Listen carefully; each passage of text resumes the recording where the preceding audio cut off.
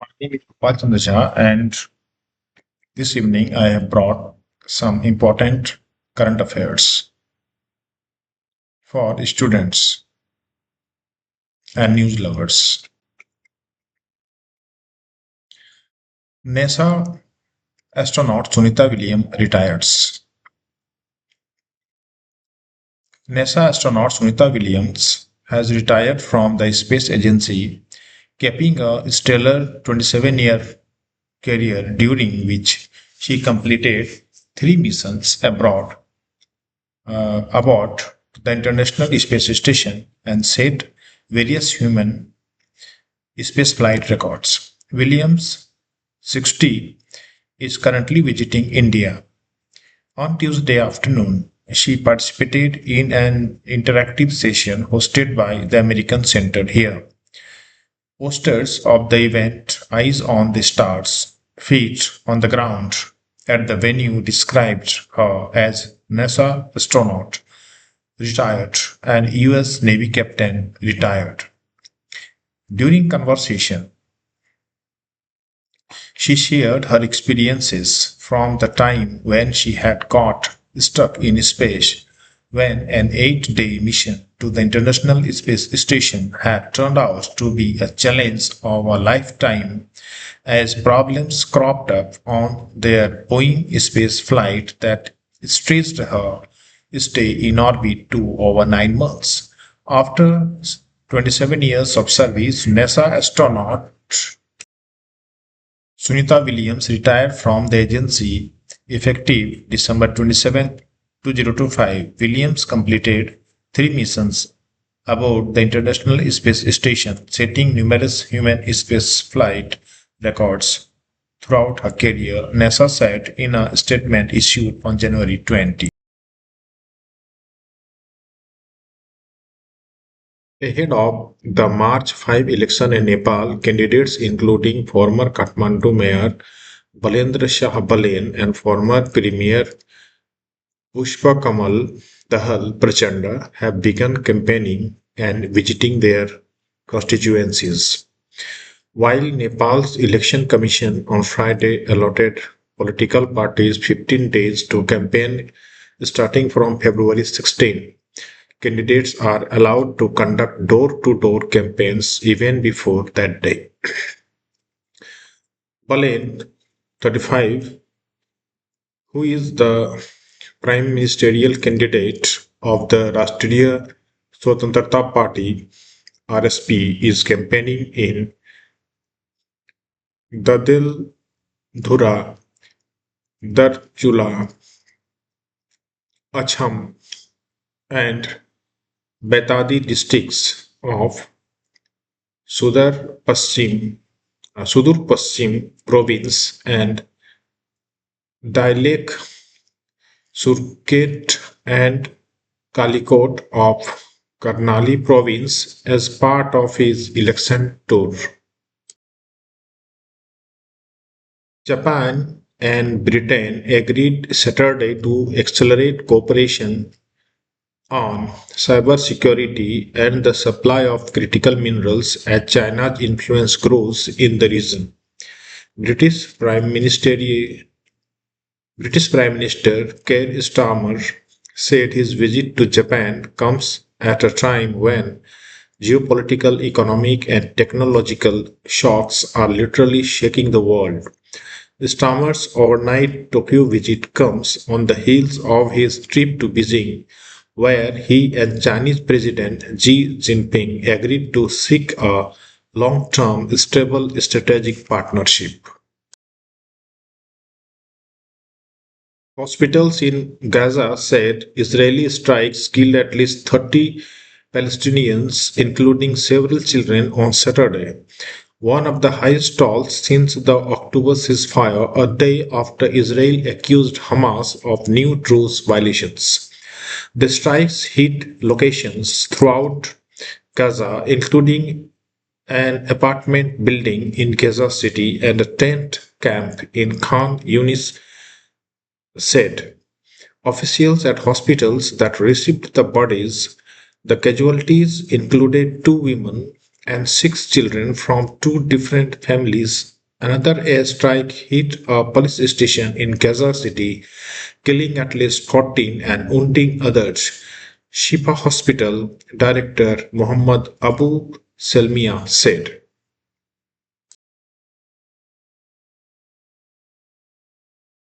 Britain Prime Minister Keir Starmer has concluded his visit to China, claiming to have secured billions of pounds worth of export and investment deals and bringing stability to previously strained relations with Beijing. Over the course of his 3-day visit this week, the UK and China clinched £2.2 billion in export details, around £2.3 billion in market access pacts over 5 years, and hundreds of millions worth of new investments, Downing Street said in a statement released on Friday. From Scotch whisky tariffs slashed in half to 5% and growth in Brampton bike sales to AstraZeneca's pharmaceutical investments and a new World Snooker Tour in China, the UK government claimed big wins for its industry across all major sectors. At least 70 terrorists, some of them from the BLA, were killed after they carried out attacks on security forces, law enforcement agencies, and civilians at 12 different locations in Pakistan's Balochistan province, officials said Saturday. Sources in the security forces put the number of terrorists killed to 108. However, Balochistan Chief Minister Sarfaraj Bugti in a tweet said 70 terrorists have been killed so far and the operations that started on Friday night are still ongoing. On Saturday evening, a federal minister said terrorists from the Balochistan Liberation Army killed civilians in Gwadar. 10 security personnel were also killed during the operations and came after 41 terrorists were killed in two different counter-terror measures in Panjgur and Harnai of the province on Thursday and Friday. Two prisoners were killed after a police vehicle transporting inmates was targeted by unknown assailants in northwest Pakistan's restive Khyber Pakhtunkhwa province on Saturday, police said. The incident occurred near the Rangin Abad area located on the boundary between Kohat and Karak districts.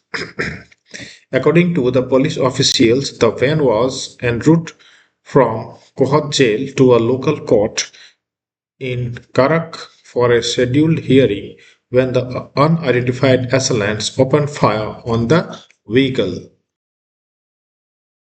Two birdies in the last four holes earned India's Rehan Thomas a place in the weekend rounds of the Panama Championship on the Corn Ferry Tour in the US. Thomas, after 7-3 in the first round, was moving slowly with two birdies and three bogeys with four holes to go in the second round. He was then overall 4 over and likely to miss the cut. He birdied the 15th and 17th and made the cut at 2 over and tied 48th. Stuart McDonald, the 2024 Peru Open winner on PGA Tour Americans, moved into the outright lead after two rounds. He posted a steady 3 under 67 to reach 8 under par and take a one shot advantage into the weekend. McDonald backed up his opening 5 under 65.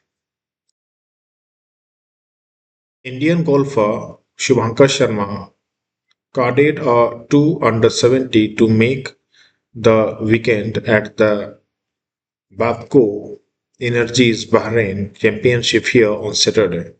Sharma, who missed the cut at the Hero Dubai Desert Classic last week, took his total to 8 under through 36 holes to be in a big pack of 11 players at tied fourth after 2 rounds. After 7 birdies against 1 bogey in the first round, Sharma had 5 birdies, twice having back-to-back gains against 3 bogeys. Hundreds of demonstrators gathered Saturday in Milan to protest the deployment of ICE against agents during the upcoming Winter Olympics, unbothered by the fact that agents would be stationed in a control room and not operating on the streets. The protest in Piazza XX, that is 25 April, the protest in Piazza 25th April, a square named for the date of Italy's liberation from Nazi fascism in 1945, drew people from the left-leaning Democratic Party, the CGIL Trade Union Confederation, and the ANPI organizations that protect the memory of Italy's partisan resistance during World War II. Along with many other people, organizers handed out plastic whistles which participants blew as music blared from a van. The protest was as much against the news that agents from a division of ICE would participate in security for the US delegation as against what many saw as creeping fascism in the United States.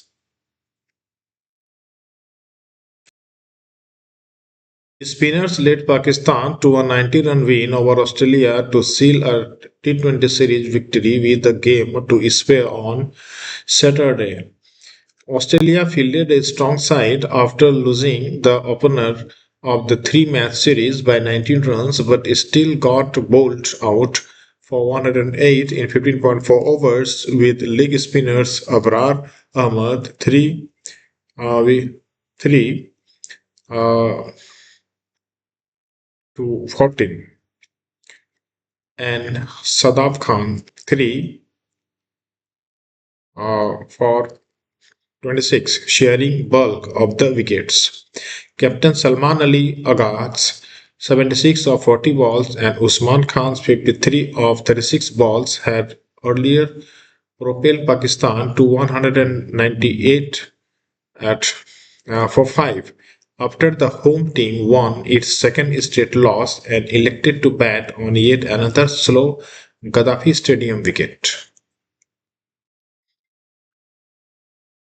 Ladakh Lieutenant Governor Kavinder Gupta alleged on Saturday that Article 370 of the Constitution had turned into a tool for indulging in discrimination due to its misuse by the previous Jammu and Kashmir governments.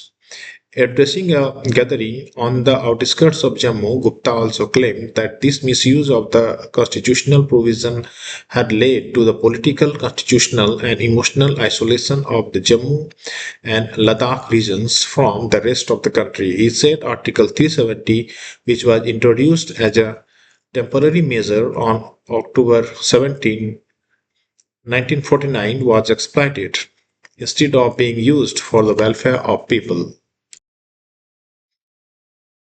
Air India Express on Saturday said it has proactively grounded one of its Boeing 737 NG aircraft for fixing an issue raised by the aviation safety regulator DGCA. However, sources said that the DGCA, which carried out an audit of the airline a few weeks back, had flagged a potential tire issue following which the aircraft has been taken out of operations. In light of an observation by the regulatory authority, we have proactively withdrawn one of our aircraft from operations for any necessary fixes, an Air India Express spokesperson said. At least 12 workers were injured in an accident at the Patratu Vidyut Utpadam Nigam Limited (PVUNL) plant in Jharkhand's Ramgarh district on Saturday, officials said. A head of Human Resources Department of PVUNL, Zia-ur Rahman, told PTI that during the erection trial of Unit 2, a seal of a plate broke, injuring the 12 workers. He said that all the injured were immediately taken to PVUNL hospital. A case of suspected honor killing has come to light in Gonda district where a 19-year-old woman was allegedly murdered by her father and brother for wanting to marry a distant relative, police said on Saturday. Superintendent of Police Vinit Jaiswal said that on Friday information was received regarding the death of a young woman in Torhansk village allegedly due to electrocution at home. A call made to dial 112 claimed that she had been murdered. Upon receiving this information, police arrived at the scene, conducted a preliminary examination of the body, sent it for a postmortem, and initiated an investigation into the case. Union Minister Piyush Goyal on Saturday said the people of Tamil Nadu are fed up with the DMK, alleging that it is an incomplete, terribly corrupt government and represents a totally anti-Tamil culture. BJP Tamil Nadu election in charge, Goyal said victory in the forthcoming assembly elections in the state for the BJP will not be difficult. There is no need for the BJP to woo actor Vijay in Tamil Nadu polls as superstars come and go with no impact on the elections, he added. A court, uh, a court in Tiruvananthapuram on Saturday sentenced a teacher to 20 years of rigorous imprisonment for sexually abusing a 10-year-old autistic boy. Tiruvananthapuram fast-track special court judge Anju Mira Birla found the accused Santosh Kumar of Paudi Konam guilty under various provisions of the Protection of Children from Sexual Offences (POCSO) Act, the Juvenile Justice, Care and Protection of Children Act, and the Indian Penal Code (IPC). Though the court uh, though the court awarded a cumulative sentence of 161 years imprisonment along with a fine of rupees 87,000 under different sections, it directed that the sentences shall run concurrently, resulting in an effective imprisonment of 20 years.